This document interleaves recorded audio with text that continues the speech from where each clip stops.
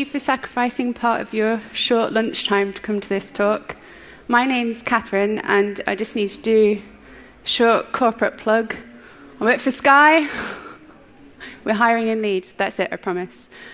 So you probably have a job. You probably spend 37.5 hours a week in that job for maybe 46 weeks a year, so about 1,725 hours a year at your job. So you could say that how you feel at work is important. And it is. And that has what I spent a lot of time thinking about how I feel about my job, because I frequently think about changing jobs because I'm that person. So I've come up with a manifesto, if you like. Mood-driven development. So this is my manifesto. First of all, there are no prescriptions. Secondly, in direct contradiction to that, there are no ceremonies. I'm sick of ceremonies. Thirdly, do whatever you feel like, providing it makes you feel better and doesn't hurt other people. Why? Because it's all about you, and what you do is important, and how you feel is important. So think about what you actually do. What do you like about your job? What don't you like about your job? And instead of maybe thinking about the problems, thinking about what you can do to improve them and make sure you don't fall into any traps. So here are some traps. Long hours, low quality work, unfortunate deadlines, no upskilling, boredom. So long hours and low quality work. I'm sure everyone's read the news stories about the Swedish working hours, the famous 6 hours a day. And everybody's seen the studies that show after a certain number of hours a week, your productivity goes down. But we still find ourselves in situations where we slog away at something for more hours than we'd want to in a week. It's also really bad for your health. So if you're in this situation, why? One thing I found in my first job is that if something was taking me a long time, it was probably because I didn't really know what I was doing. So it's always a good idea to ask for help. And I also learned in my first job, although it might be a seed planted by somebody who hated my team, that it was my job to be as annoying as possible and ask all the questions, because the quicker that I learned, the less difficult it was in the long run for the team. Are there too many distractions? We have Slack at work. It's something I really enjoyed at first.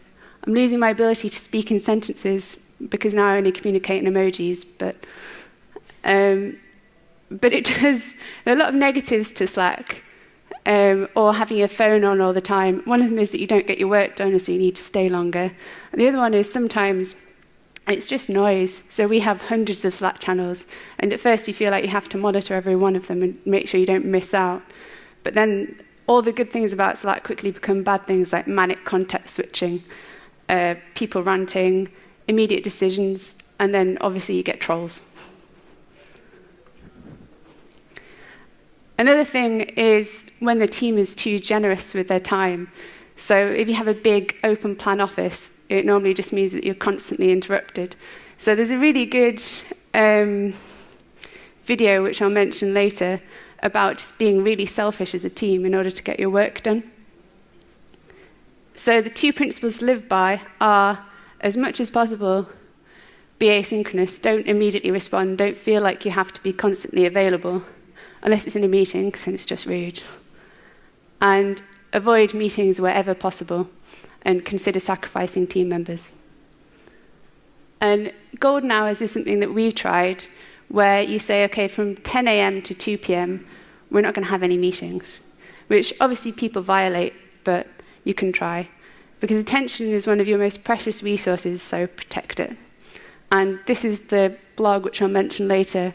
I think it's called Your Agile is Dead, and it's a really good video about people just going against the whole grain of their company because they weren't happy with the processes. So deadlines, also known as just do it. There's a Spanish theory about value, obviously not a current theory, like I think it was like 18th century theory, that there's a fixed amount of value on Earth. So the key to value is to farm everything you possibly can, which a lot of managers seem to go by. But everybody here knows that the harder you're kind of made to work, the more. So I think for every hour maybe that I've stayed and done unpaid overtime, I've done at least 2 half-assed hours in return. So the answer, subversion. don't do it. If you set a precedent within your team and the company, then you can break out of that and try to have fun.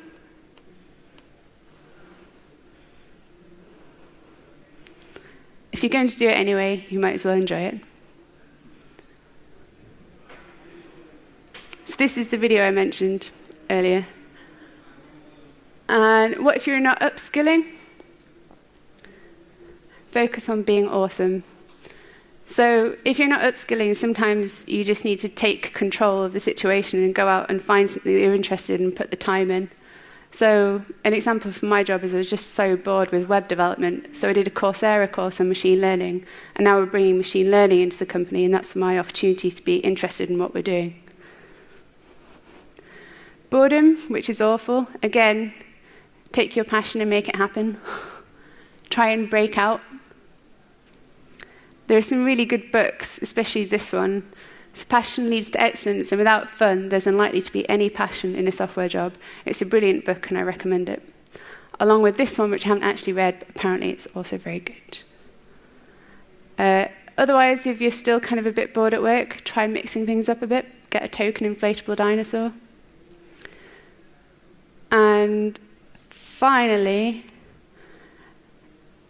as I've been saying, it's incredibly important to enjoy your job, is the one thing that please take away from this.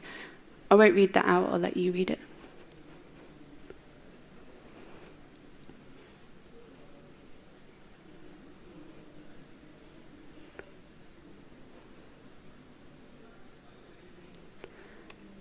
And figure out what works for you.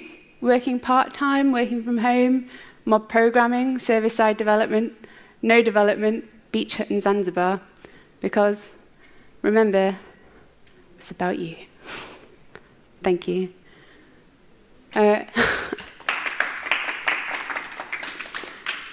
Any questions? Excellent. Enjoy your lunch.